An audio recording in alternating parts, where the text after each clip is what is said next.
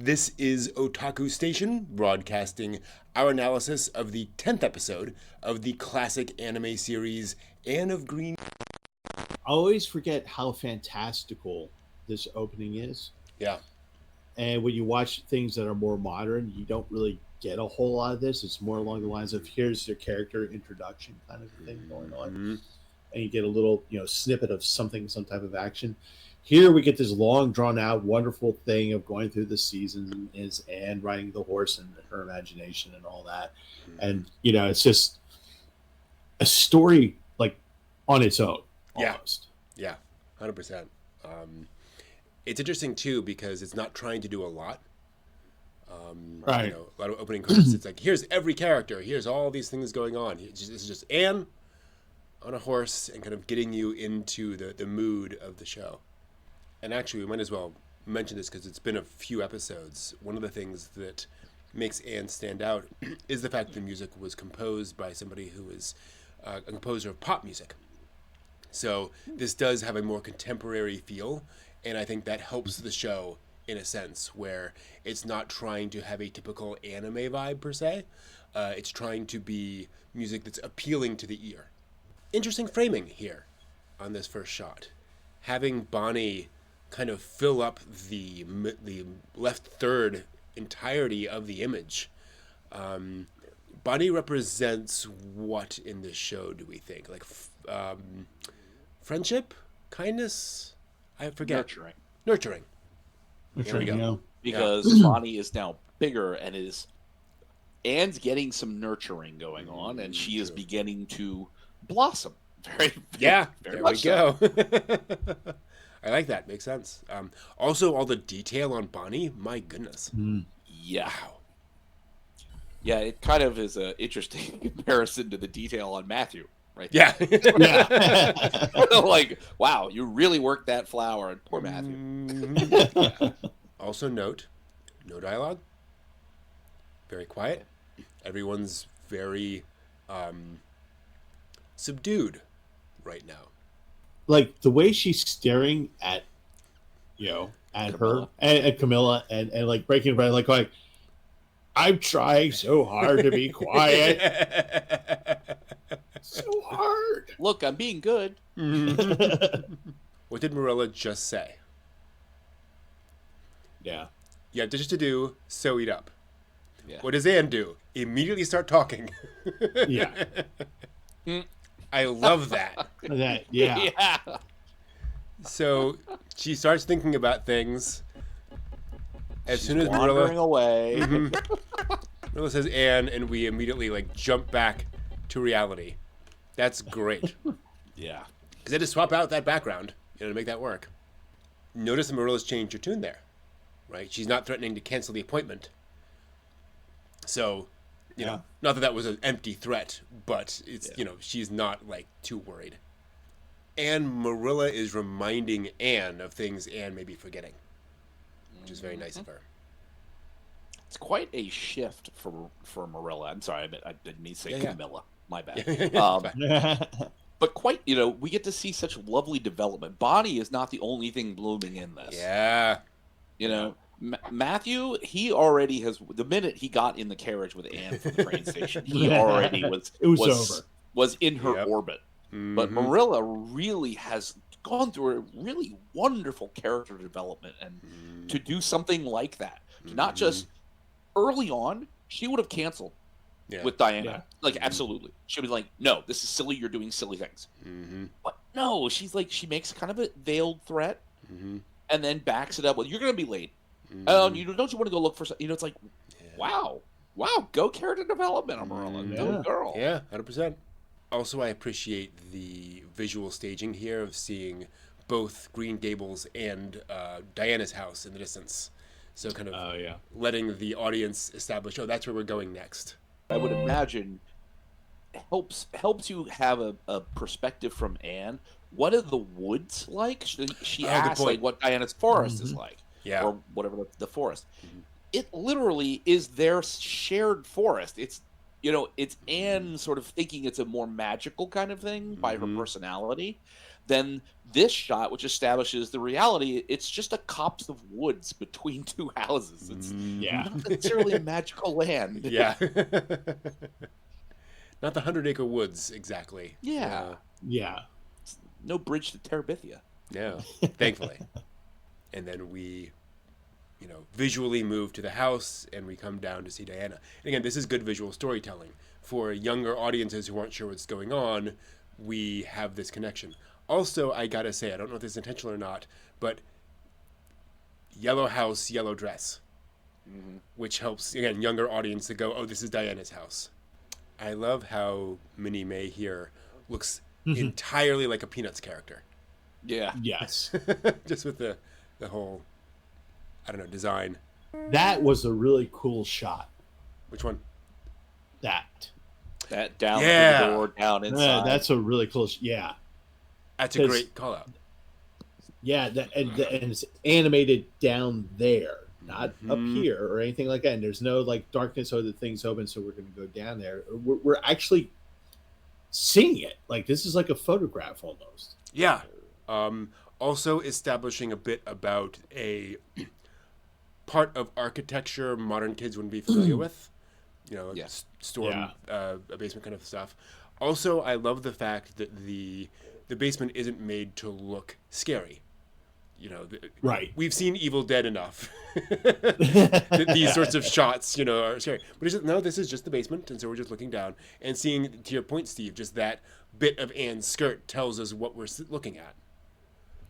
Well, so too, talking about a younger audience not seeing this as scary. Yeah, because you want to convey the thought that Anne's not frightened. Yeah. Right? This isn't something where, like, Marilla made her go into the scary basement to do something. This must be a punishment. It's like, no, this is presented sort of very matter-of-factly. It's very normal. Yep. Anne's down there doing work. She's fine. She's not scared. We're not going to get a jump scare out of this. Yeah. It's like, oh, thank you. Class. Now, I'm curious. So this is clearly like a junk drawer sort of situation. Yeah. We have an old rolling pin. We have what I'm assuming that brown stick in the center is a bit of furniture that's like broken off.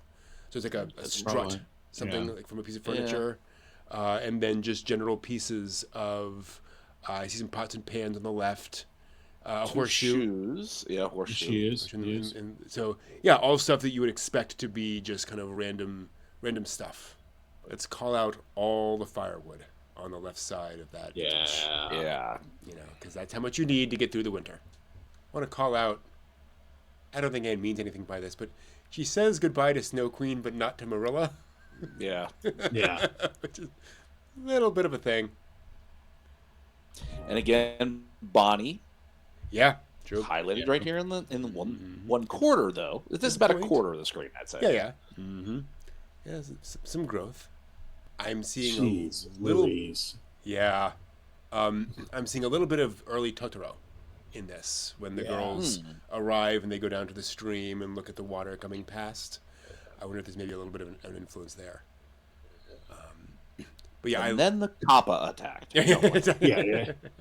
But I love how Takahata is drawing this out.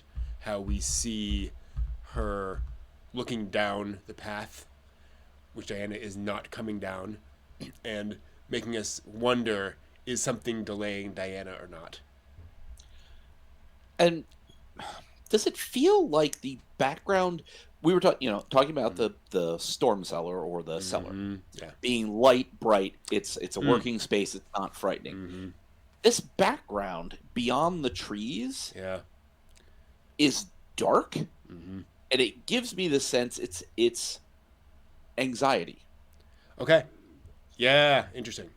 And is she's anticipating, so she's pacing, so she has anticipation of Diana arriving, but it's dark through the trees, so she's a little anxious.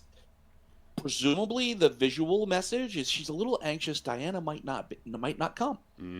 She's looking down this path, and it just gets darker the further back. What if Diana doesn't come? Will Diana not want to be her friend? I don't know if that's purposeful, but it feels that darkness really feels kind of like that. But that's a great call out, I think. I wonder if this background wasn't on black paper. because it's pretty dark. Yeah. And I can see them having gone that direction with this. I obviously can't tell. But yeah, there is that anxious vibe, certainly from this shot. Yeah. To that point, she's not smiling anymore. She's concerned now. And, I mean, look at the visuals of this image. The beautiful blue sky on the left, the dark woods on the right. And we know Anne, how she feels about herself a lot of the time. So it gives you that sense of like, is it me? Yeah. Is she not going to come? So again, no way to know. And I appreciate that Takahata gave us Diana and Minnie May earlier in the episode as a hint, right? Yeah. So we're not sitting there in Anne's shoes thinking there's no reason why Diana isn't coming. We know as an audience there might be something delaying her. Yeah. This also calls out just differences in time period. You don't have a phone. Yeah. There's no way of knowing. I think what we all learn as adults and kids, without a phone or a watch. True. Anne has no idea. She knows that they're supposed to meet. Camilla's talked about her appointment. But she has no idea to tell if she's been sitting here for 30 seconds or because she's anxious and riled up, whether, it feels like it's been 40 minutes or 2 days. She has no idea how to gauge how long she's been waiting. Oh, we've all been there as little kids when, it must be 30 minutes. It's been 30 seconds. Interesting. What does Anne do? Takes action. Yep. She engages and tries to see what's going on. And I think it's one of the great indications of Anne's character is that she's not going to necessarily wilt in the situation.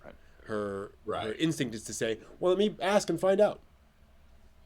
Well, to that point, if we remember what she had gone through in her life, it's kind of like, I can pretty much walk through this forest. I've seen someone get run down by a train. I'll be okay. Yeah, that's true. Resilience. Well, through this whole journey, Anne is not a passive character. No. You know what I mean? Even when she's been put in extremis in her youth, she was still an active character because she had to care for children. She had to care for dodge, herself. Yeah, care for herself. Dodge trouble with various, drunk husbands, and not hers, but caregivers to the degree that they were caring and giving. So she's definitely got this proactivity to her. Hyper proactive. Yeah.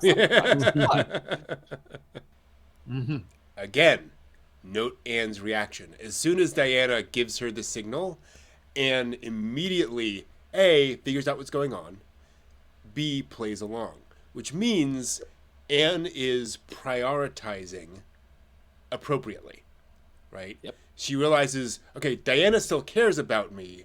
This is a situation we're in that we have to navigate, so I'm going to sacrifice for that to maintain the friendship. Ooh. Anne, like Marilla, is learning and developing as a character. Anne's learning to read the room. Yes. Yeah. You're right. You know what I mean? She's not just going off on her flights of fancy. She's actually starting to be able to dial it in appropriately given the situation. Yeah. Nice. Great point.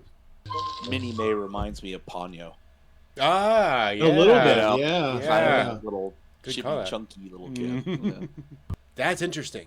She pulled out the candy. She didn't need any. Nope. Right.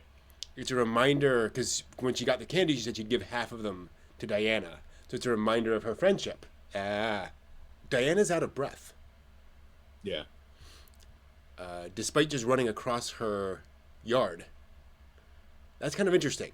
That might be a little hint that Diana is not as physically active as Anne is. I wonder. Interesting that Anne is asking Diana what to do here.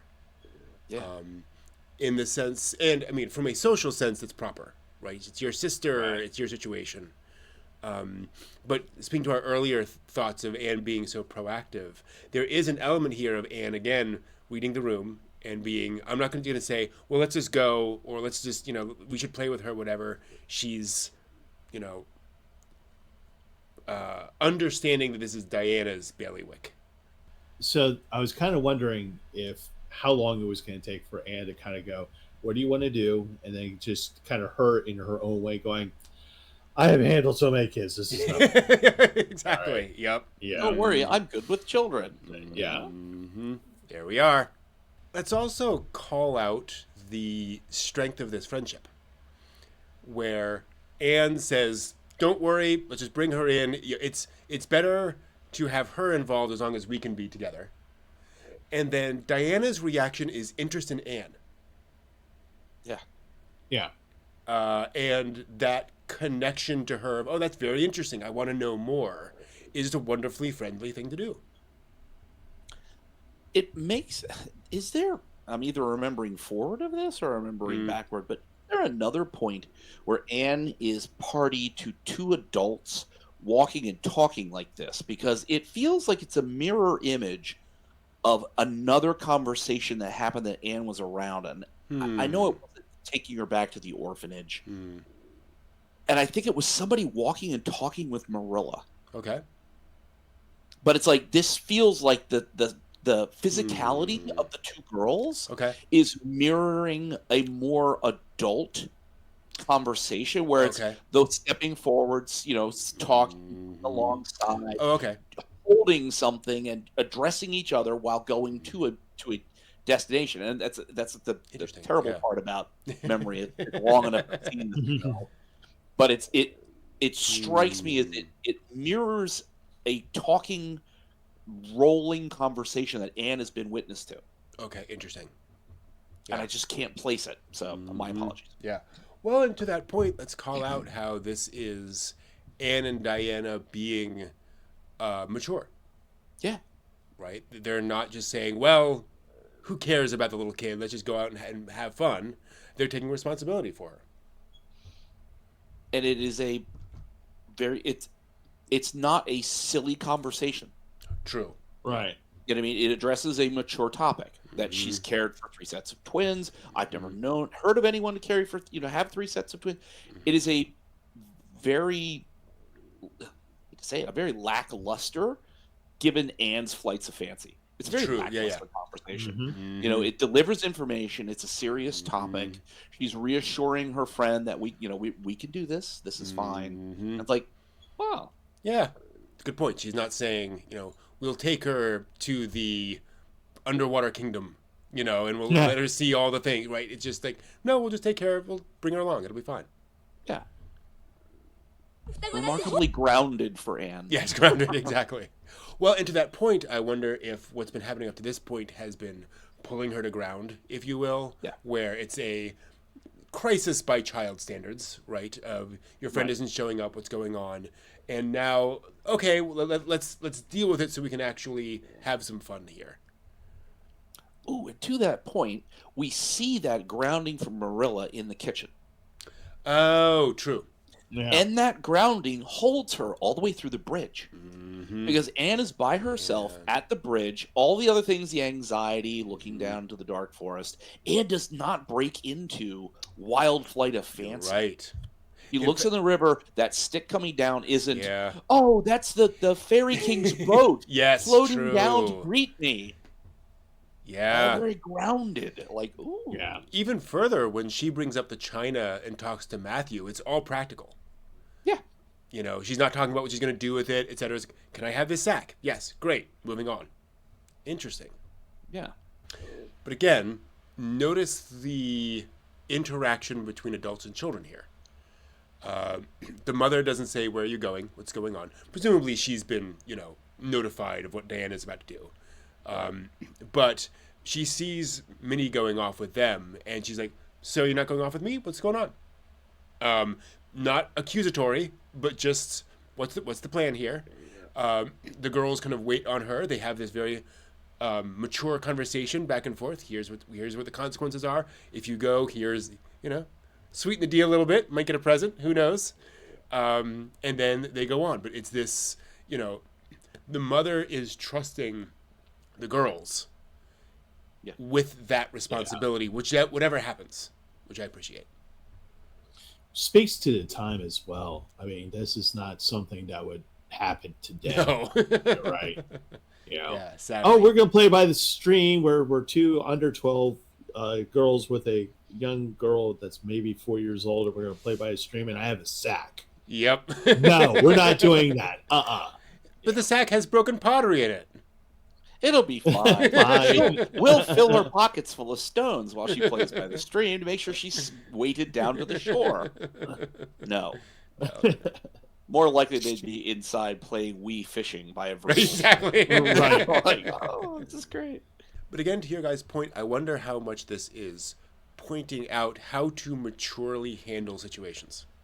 You know, this is great modeling for younger children. If a younger sibling wants to go along with you, here's how to handle it. You don't freak out. You don't do whatever. You try various things, see what happens.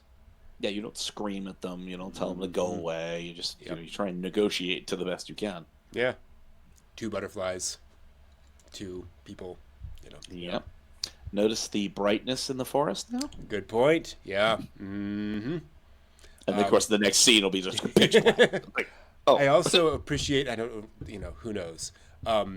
Anne's carrying this kind of old sack, while Dan is carrying a very regular, rigid box. Which indicates a little bit more of that sort of, the berries seem to be a little bit more well off than the Cuthberts do. And so indicating she has something a little bit nicer. I wonder if there's also, the box is a very rigid form. Yeah. And it's very, very purposeful, very angular, mm-hmm. very much fits in the mold in which it needs to be. Mm-hmm. That sack is also a good representation of Anne, because it has got a flexibility. It does the job that it has to do, but it also is malleable, so it can meet different circumstances with aplomb and effort, despite the fact that it's worn out. Yeah. And plain, the way Anne sees herself. Yeah. Yeah. Grounded to the heavens. What I love about Anne, but yes, there we go. What's going on there? Yeah. There's a little sprite just going across the screen. It's a naked space baby. Yeah, it's very interesting. Diana is entertained by Anne. Diana's able to grasp Anne's concepts. So is this the sort of crossing the divide? So she's now seen what Anne's talking about, and that sort of infectious imagination. Now we've got free-floating sprites. Because it's like she's on board now. So Diana has a library. Yeah, and she reads. So she's, let Anne have some books. So this is probably a different way of imagining for her. Oh, good call. So she's reading these books. So she has the ability, through being able to read, have that imagination, to be able to have it in her head what things might look like. But it's also kind of refreshing to have somebody sit there. Well, she doesn't have to read a book. All she has to do is close her eyes and listen to her friend say da da da da da da da, and she can easily see what Anne's talking about and communicating, and then and accepting that this could be a story that Diana knows that it's not real, right? Yeah. We know she's grounded, and even Anne, to a certain extent, we knows that it's not knows that it's not real. But in the moment that they're having together, where they're able to have this imagination, the sprite can exist and fly around them. Yeah, I think you're absolutely right. I think there's almost a difference between like a passive versus an active imagination, right? Where Diana can imagine these things, but she's not going out of her way to imagine those things the way Anne is constantly bringing fantasy into her world. Yeah. Both Anne's world and Diana's world. So, yeah, I think you both are absolutely right. Well, to you guys' point, when they first saw it, what did Diana say? Right? It's a piece of shard of a mirror, or of a lamp. No imagination to that. It took Anne to bring the imagination in. Yeah. Oops. Again, the box that Diana has. Yeah. Square, very conventional. Mm-hmm. How many times, and John, I don't know why I had your voice in the back of my head for this one. How many times do we see in more current anime when you have two friends, or maybe two people who are growing attracted to each other, or something two friends in this case, they have not only just a secret spot, but it's a spot that's separated out. Yeah. Right. You're right. And so you were talking about copse of trees earlier, John. Yeah. Maybe that's where it came in.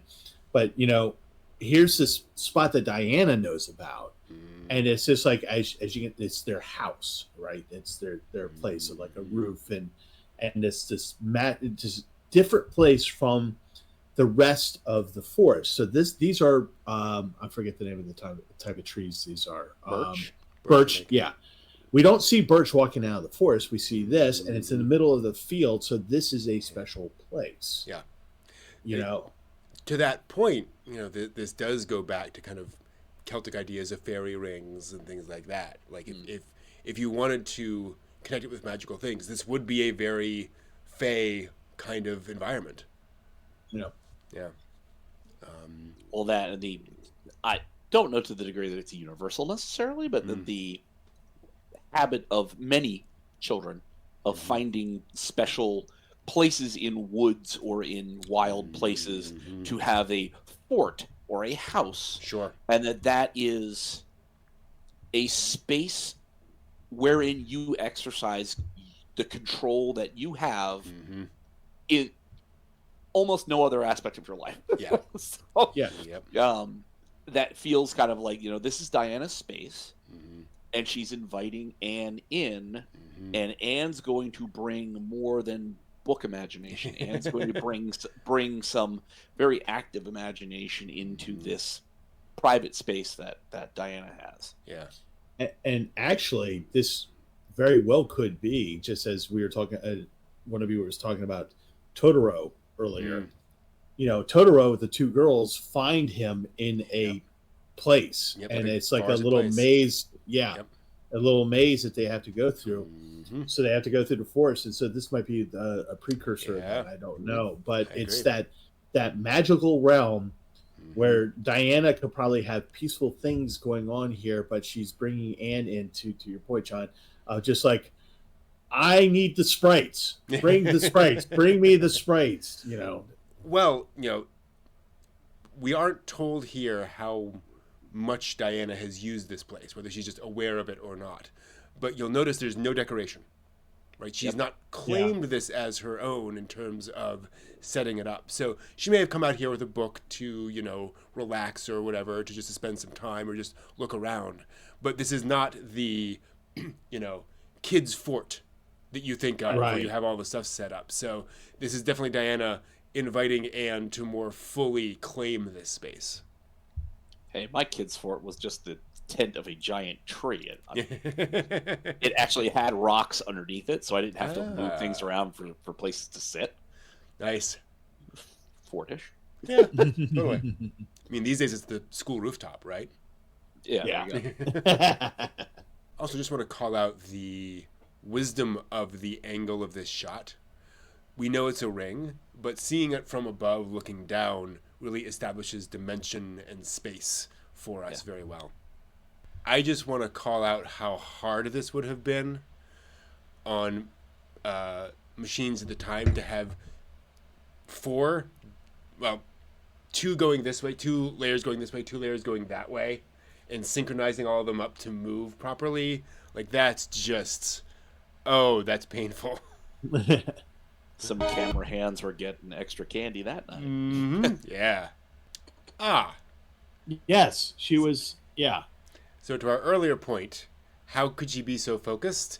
Because she had sort of divided her mind into fantasy land and what she was doing at the time, which again, very mature, of saying, I can keep this stuff going in my head while still focusing on tasks right now. Anne could go a variety of ways here, right? She could deliberately give Diana more and have less for herself. She could divide them up evenly now, but we saw her eat a chocolate earlier. Yep. She's being very truthful and fair about everything. See, kids, communism works. If there's one message to take from Anne of Green Gables, but notice the swelling of the music there. Yep. Anne was saying this will taste better, with you. That is very much what they're implying here, that they're enjoying themselves much more because they're doing it together. And again, I have to call out, they had to color that. Like you see the purple underneath, like on her cheeks. Like that's somebody painting that on the cell. It's not just an effect. This is an indication of the kind of literature that is appealing to girls in this period of this age, right? Where these over dramatic, over romantic sort of stories. Right. They're certainly going to be very tame. You know, I'm sure she has 5 people interested in her. It's a anime harem, right? 5 people who love her. Yes, not exactly. Lovers. Yeah. They are suitors, not necessarily. Right. There we go. Yeah. Absolutely. Yeah. And so it's pointing out, though, again, in an era where literature is limited, relatively speaking, and where certainly what children are allowed to read is limited for reasonable reasons. What they're gravitating to is extraordinarily sappy, silly, over-the-top romance stories. And they're loving... Oh, Gerard! Exactly, I can't possibly live without you and your beauty. Yeah. I know it's not. When she says skinny people are they can't faint, essentially. Yeah. Did she just ask Diana if she ever fainted? Yeah. Are you saying? I mean, Diana, it might have a little bit of a little more dietary freedom that has not been as restricted as Anne's was when she was younger. So seeing that, I'm like, oh yeah. And that's the thing, is that I think Anne is so honest. She's not thinking that way, right? Yeah, she would never go in that direction. She's thinking, you're healthy, I'm not. And it certainly didn't show Diana taking it. Yeah. And it kind of like, what do you mean skinny people are healthy? Yeah.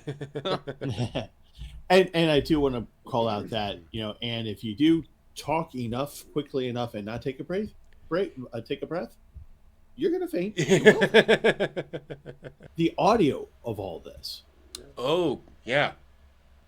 They're carrying on a conversation, doing a thing, play acting, fainting, and all this stuff.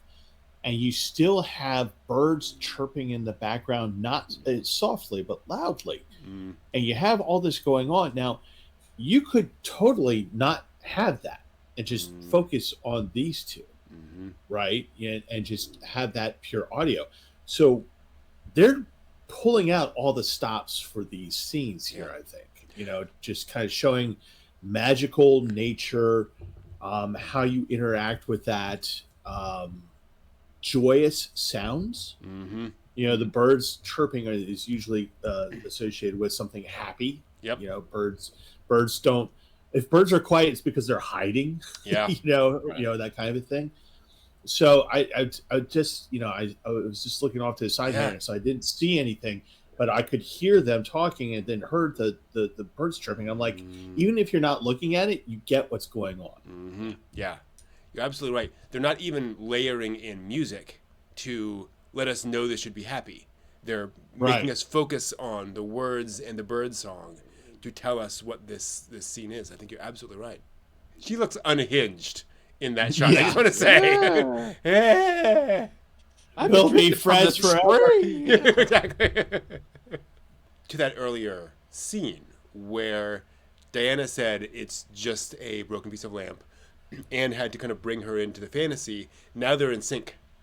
Yep. They're immediately responding to each other. And given its time period, it's funny to see the things that never change. That my age, Steve, you'd appreciate talking about Dukes of Hazzard. Did you see Dukes of Hazzard? This time period, they're both zeroed in on Alice in Wonderland. Quoting little bits of it and all, like that's okay. Yeah. It's universality of youth. Yeah, absolutely. And HB pointed out, like, that's only a couple of decades old at this point, right? Now, to your point, John, we're getting a somewhat more foreboding forest, but with a conspicuous tree. Yes. I almost feel as if the The point is to notice this very, very conspicuous tree. You think maybe Perhaps. Takahata might be focusing our attention? I'm totally distracted by the almost dead trees all around it. It doesn't draw my eye at all. No, not at all. I will also call out, this reminds me a lot of the forests in Princess Mononoke, near the forest spirit. Just kind of that, the marches of trees, and the sense of depth. Well, this looks like an old growth forest, and you have this small tree, youngish tree. Yeah. So I'm kind of wondering if that's just the message of brightness, of youth, of good call. That kind of a thing. Yeah, great point. To that point, this is Anne. Yeah. She is in with Marilla and Matthew, who we know are older. They're kind of beyond the point of having younger children. Yeah. So you have Anne growing up amongst these older people, hence young tree, old trees. You could also see this as kind of their friendship as well, where it is youth surrounded by these adults that we've seen. Everyone else in the episode so far, that many may have been adults that they're interacting with, but they're getting their own little special private space here. Or a really bleak indication that the youth eventually push aside the dying old people. Right, yeah, I mean, that too. Yeah, let's not go with that. Let's not go there. Anyone listening? Yes, it is a cuckoo in the background. Yeah. Okay. It's not just from clocks, it is an actual bird that makes that sound. Can you imagine? There's just a random cuckoo clock laying in the woods. Yeah. What's that? But can you just imagine they're making this anime, and they're like, we need sounds from the woods and everything. You there, intern?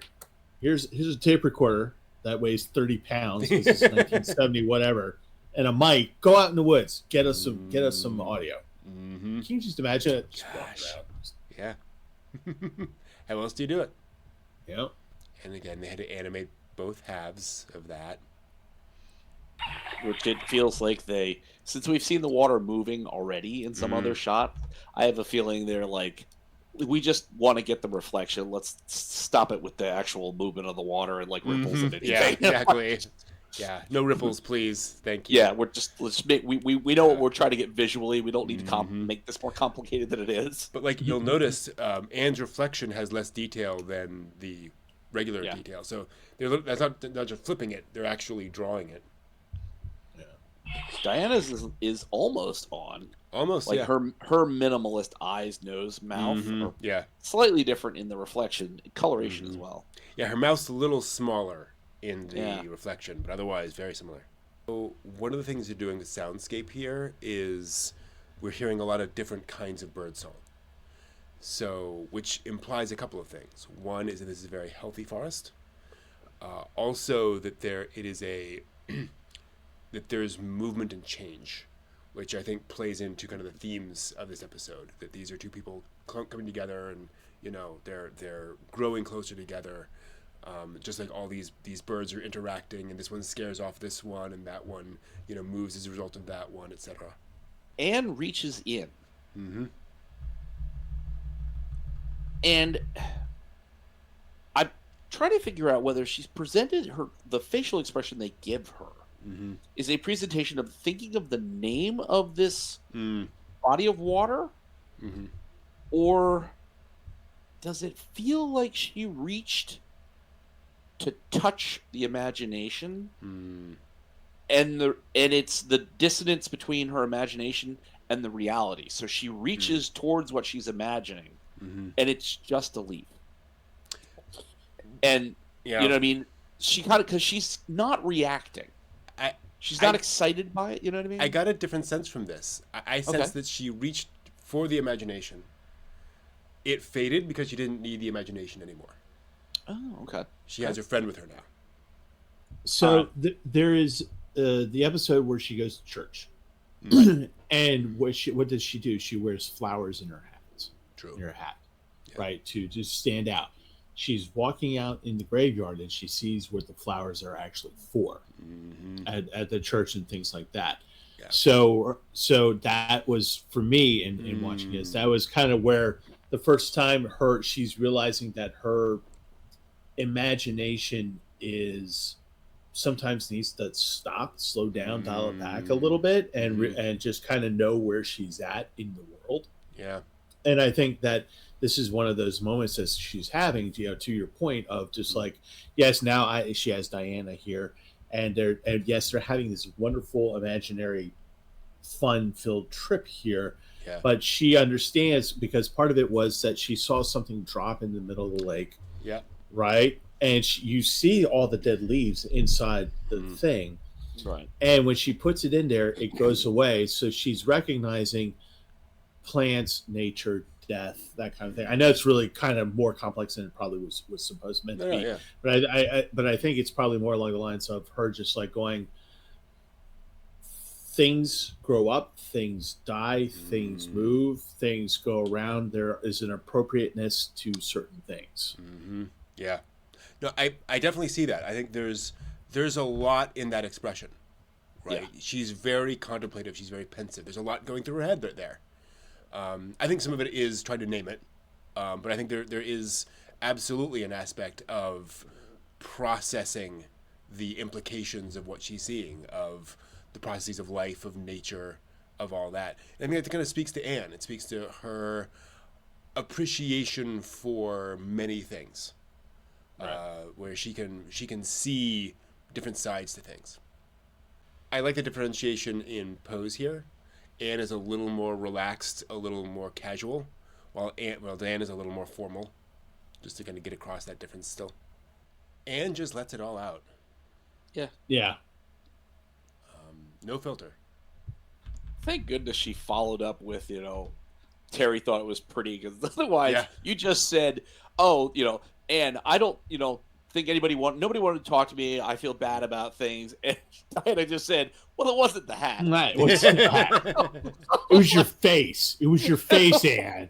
Well, but again, it's like Anne making that statement about, skinny people are healthy. Yeah. It's none of this is meant to be like a jab at anybody. No. So Diana is just being lovingly supportive and just being like, oh, don't worry, the hat's not an issue, nobody cares. It's supposed to coming off like it's you, not the hat.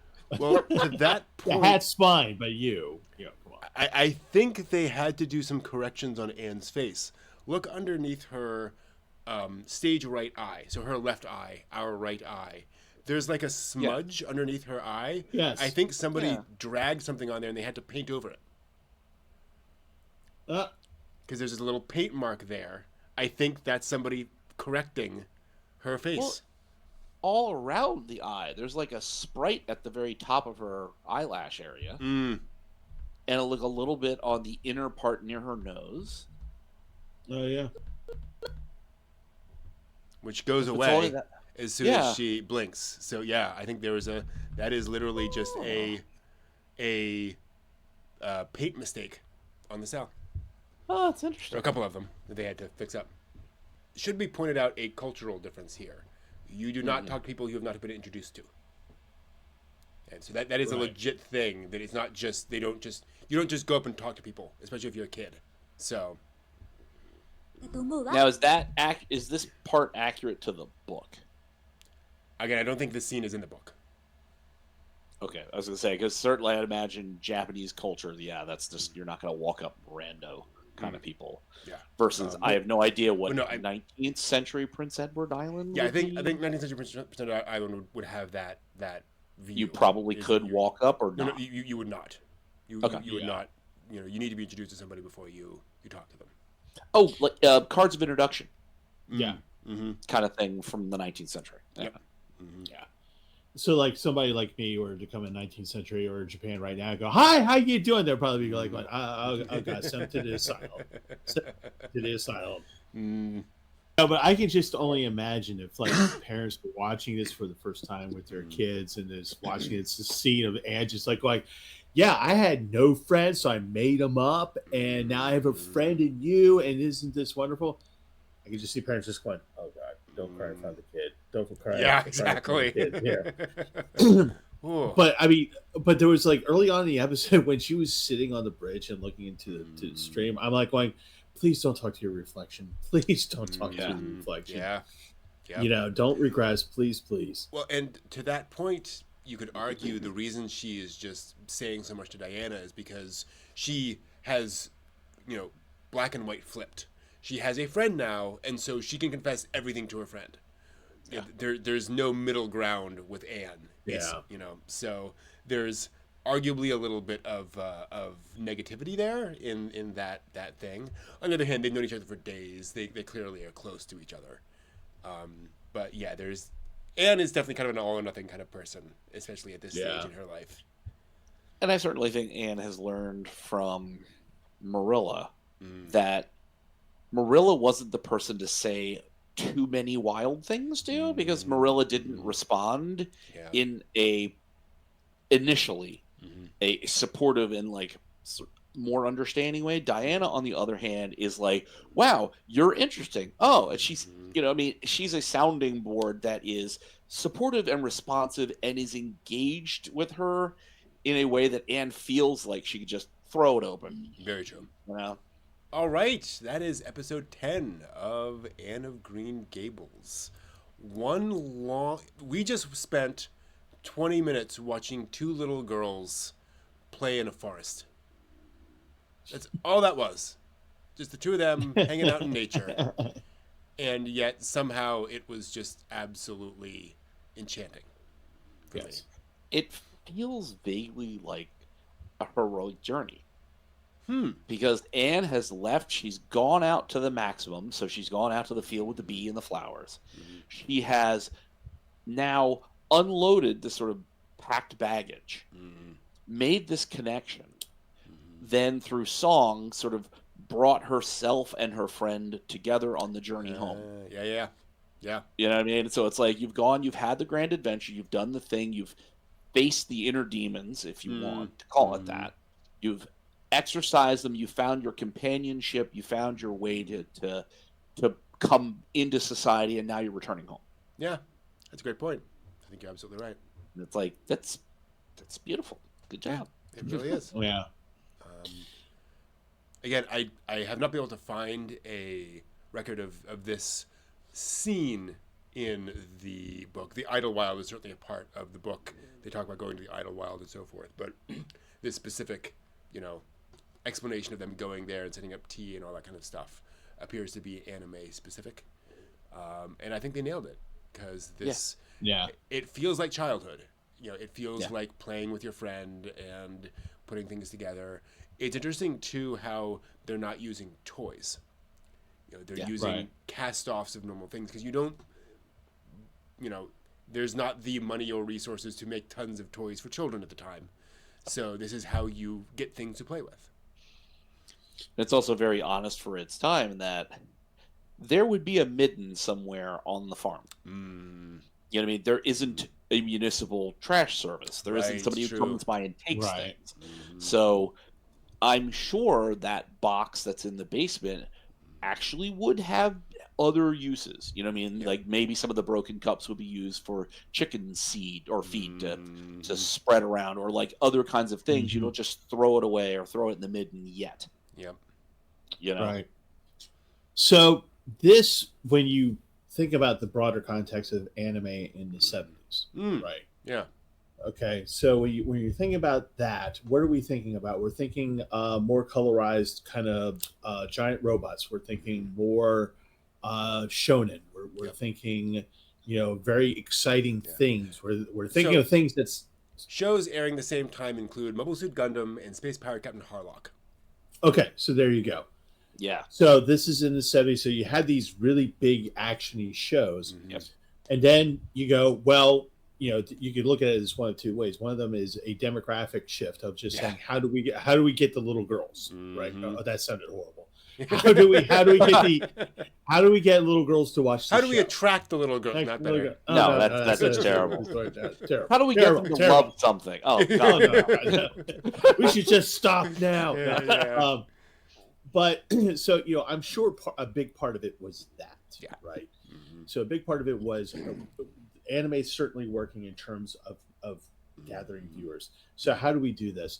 But then we also go into a different type of storytelling other than Harlock in Mobile Suit Gundam. Yeah. You go into a different type of imagination, where it's not so much of a how-to episode of how to imagine things, but just sort of more of a thing of going, sometimes the really fun things, particularly at this point in time in history, is not spaceships.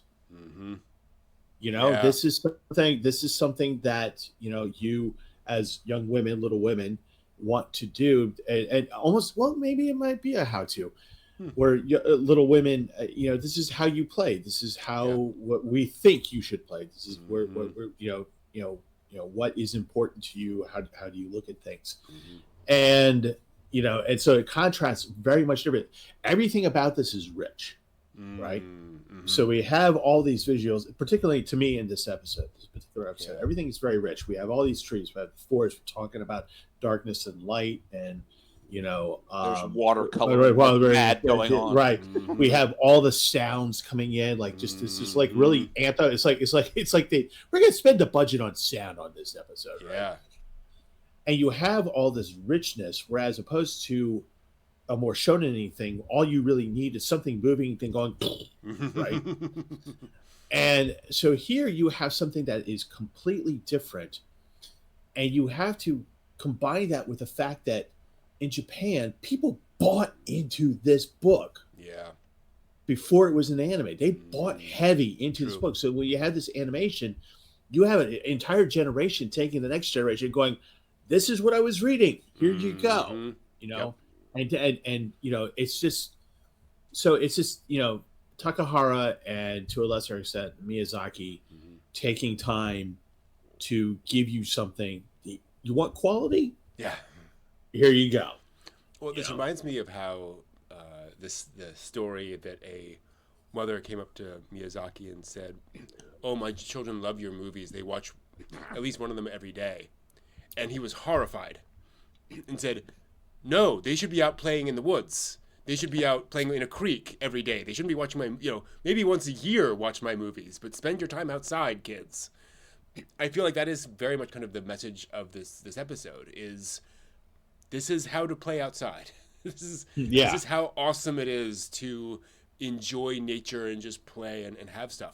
Like, I finished watching this episode and I think I want to go down to out into the forest somewhere and just, play for a while. This is awesome. Yeah.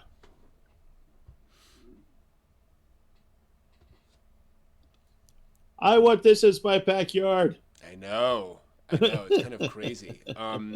How do you feel this establishes where Anne is character-wise at this point? We talked about how she's growing and maturing. Where do you think she is maturation-wise at this point? Do you think she's compared to where she was at the beginning of the show? Has she matured a little? Moderately, a lot? I think that what this episode tells me is that she is moderately maturing. And the reason why I say moderately is because while she is, at the end of it, she says the very important thing of going, "I don't need those made up friends anymore because I have you, a real person, as a friend." Yep. But during the course of the episode, while it's not like any drama or anything like that, she is also at the same time learning how to be a friend. And with Diana, because they're like at the beginning, we were looking at it as her going, "Hey, what do you think?" Instead of just being Anne and going, "We're gonna do everything now." She just kind of comes in and just says, "Oh, wait, okay, I can't be like that right in this moment. I need to be more like this." And then, even though she has no filter at the end of this, and kind of blurts out all the sad stuff and saying, "Thank you for being my friend," basically. And but and Diana kind of recognizes that a little bit, I think. And so there's a lot of her learning how to be a friend to Diana and letting Diana be her friend. That's a good point. I think this is less about. I think maturity is perhaps too broad of a category. I think this episode is showing that she is maturing in her ability to relate to other kids. Yes. More than anything else. Well, I think very much her not leaping into wild fantasy with Minnie May, and just, how she handled that, that we come now forward to the part where she says, I have you as a friend, and even though I have you as a friend, I'd like more friends. She is able to filter a little bit now. Good point. She didn't freak anybody out with wild stuff going on when they were dealing with Minnie May. True. So acknowledging that she wants more friends, I think that shows how quickly she's maturing, because at breakfast, eating, she didn't dial into any fantasy. True. She had to be snapped out of it. She almost got there when she was doing dishes, but she snapped back. So it's like most of this episode is not fantasy. It's drips and drabs, her coming up with Idlewild and the fairy mirror. But it's sort of in controlled drops until it's obvious that Diana's on the same page. That tells me she's now able, like I said, read the room. She could read kind of how Diana was getting accustomed to Anne, which means she's aware that how other people are responding to her and her imagination. So that her getting friends will hopefully show that continued maturity, that she'll learn how to gauge them before launching. As a reminder, when Anne was with the foster family, she was kind of excluded there. She didn't really form relationships there. And then she went to the orphanage, where we have the indication she never made any real relationships with any of the kids there. So Diana is the first child that she has been able to make a connection with. And to both of your guys' points, I think she is navigating that here of what's the right way to do this. It's an interesting episode, which I think shows good character development from the time that we first meet her. She can actually filter things now. True. Actually, John, that's a really good point when you said that, because here, when she was saying, I don't have any friends, it was the hat that did it, she just said it. She's sad, and she said it, but she just said it. At the beginning, it would have been, it's because I have red hair. It's because my name's Anne. Just the drama that comes out. And now she's just like with somebody that, and I think a big part of it is that Anne is finally understanding that Diana is receptive to her communication style, so she doesn't have to be over dramatic. True. Great point. Yeah. Diana is very open, in the sense that she just accepts whatever Anne says. She'll give her feedback, right? If Anne says something, and we've seen it in the past, where Anne will say something and Diana goes, "That seems a little irreligious," she'll say that, but she doesn't, slap Anne or anything. She's just like, let's calm down now. So I think that is exactly what Anne needs, and I think that what this episode helps us see is how important Diana is for Anne.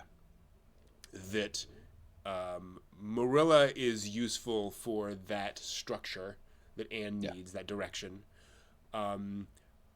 Matthew is good for that sort of parental acceptance, but you can't get everything from those two relationships. You need something more, and Diana is giving her that more. It's giving her that somebody who sees things on her level, literally. But I was just thinking that is not the same person as Anne, right? Right. Diana's not a clone of Anne where she's just as imaginative and going off. Diana likes having somebody who is less straight-laced than she is, if you will. And Anne enjoys being able to bring Diana along with her on these imaginative journeys. Go ahead. I was going to say, if there's one thing that we learn about Anne, particularly in this episode, is at first we would say Anne shares a lot, a little too much. But then we see this episode and we realize that one of the core aspects of Anne's is to share. Absolutely. 100%. So when Diana is, when and all Anna has to say is go, oh, this looks like a sprite, thing, lamp, whatever, mirror. Diana goes, okay, great. That sounds good, and that pleases Anne. Anne comes out and says, "Here, I got you some candy. Oh, make sure your little sister gets two too, because I'm got that kind of thing." And sharing is part, and she got pleasure out of Diana going, "Oh, thank you. Actually, yes, it does taste a lot better being with somebody else." Yeah. So I think that's a part of Anne's core being is doing that sharing. I think you're absolutely right. You could argue there's a psychological aspect to that Anne is hyper aware of everyone around her so that she doesn't step on the wrong toes. And so she's people pleasing, if you will, a lot. That may be a little bit of trauma there, but I think it comes out positively in Anne, right? Anne has learned the right lessons from that of it is good to be aware of other people's feelings, right? And talking to that. Yeah. John, you were going to say? Well, it makes me think of when they're walking and talking and saying how I can't place where that adult conversation style, walking along and having that conversant style, and how Marilla provides for Anne the serious female adult who has responsibilities and has things that are done a particular way. True. That is that again. It's the element that grounds Anne, but I think that helps in seeing how Anne's maturity comes along, where she is grounded in responding to Minnie May, and how she's coming together with Diana to not be on a flight of fancy. But because she's Anne, it's two sides of the same coin, or different sides of the same coin, where Marilla's influence as being like how to be responsible and how to be more adult is the other side of Anne being completely, off in Fantasyland. And this is the compromise that she's learning as she's becoming more adult. I think, or at least it feels like it, Matthew's part of this is his nurturing aspect is, I think, what drives in part Anne's setting the candy aside for Minnie May. Because Matthew is nurturing. He goes into the general store and he's really torn. How's Marilla going to take him buying candy? And that's, but he's got to do it. Yeah. He's just got to do it. He's going to go do the thing. And it's like, that's the adult, responsible female character that Anne gets to see and understand how to incorporate into the way she is. Yeah. And the nurturing aspect of Matthew and how you can care for somebody, how you can be attached to somebody, and understanding the circumstances around you. And it's like, so it's nice to see that even though Matthew and Marilla don't look like, greatest parental units in the world, that it seems like, at least to me, that there's some aspects of the way that Anne's character is developed where it's like it is indeed incorporating some of those functional aspects. Like, wow. I think one of the secret lessons of Anne, or the secret themes of Anne of Green Gables, is how Anne is able to learn the right lessons from people. Yeah. And to your point, I think she is learning the right lessons from Marilla. Not to be inflexible, but to be responsible, to figure out how to do that. From Matthew, she sees, okay, he gave me this, so I will give off some of it to other people. Yeah, 100%. Yeah. Yeah, I mean, she will only ever be Anne. She will never be Marilla. So it's like, no matter how much Marilla might sit her down and be like, bah, bah, bah, bah, you're never gonna have Anne be Marilla. Yeah, but you can learn valuable lessons. This is the Anne I see at Marilla's age.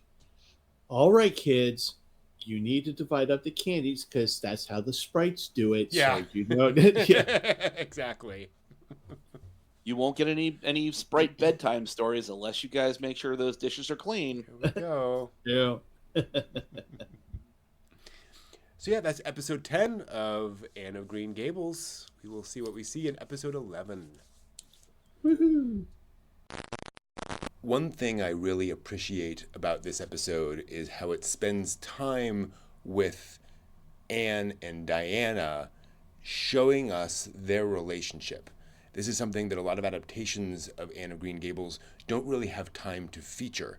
We see them getting together, we see their interactions later on, but we don't see just the two of them alone hanging out in modern parlance. And importantly, we see that it's not just the fact that Anne and Diana's external circumstances make them fit for each other, Diana being kind of bookish, Anne being very needing of a friend, and so the two of those combining nicely, and then obviously being neighbors. But more importantly, they fit. They actually get along as people. They naturally converse. They also give each other space. Like, they do all of the things friends should very naturally. And I think that really highlights how sweet their relationship and how proper it is. When we start with Anne and early on, and we hear this idea of her getting a friend, and she wants a bosom friend, you worry that there's going to be some falseness to that relationship, that Anne will bring her expectations to the fore, or she will push that relationship one way or the other in a way that is, pushing Diana or pulling Diana one way or the other. And that doesn't happen. It's one of the nice things. There's some awkwardness initially, of course, but they very quickly come to appreciate each other for who they are. And that naturalness, I think, is a lovely aspect of the story, and one that we see very strongly here.